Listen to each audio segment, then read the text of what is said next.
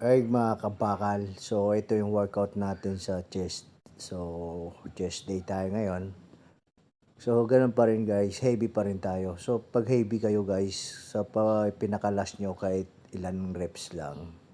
So, pagka magaan naman, damihan natin yung reps. Mas maganda yun guys ha. So, wala tayong bilang sa reps, basta kaya natin. So, ito naman yung pangalawa natin guys, sa machine na to. Yan. So, isa pa kami dito. So, ito yung pangatlong set namin dito. So, hindi namin kinukuha na ng video yung umpisa namin guys. So, pagka ganun nga magaan guys, kailangan din natin ng maraming reps. So, pagka mabigat, so hanggang kaya din natin guys ha.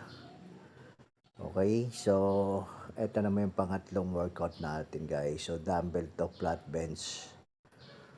Okay, so ito yung pangatlong set na rin namin dito. So, hanggang 80 laps kami dito o 90, nag 90.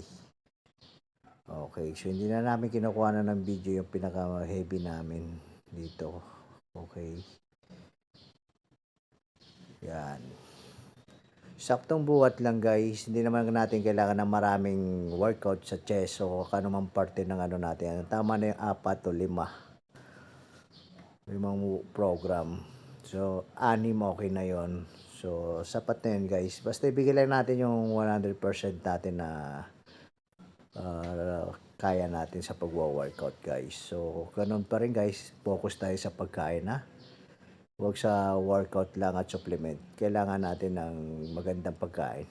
Katulad ng mga egg, chicken breast at tilapia bangus. So, okay. So, ito na yung pinakalas namin dito guys. Ayan na yung workout natin sa chest. Last. Dito tayo sa cable crossover. So, last na natin to guys. Okay.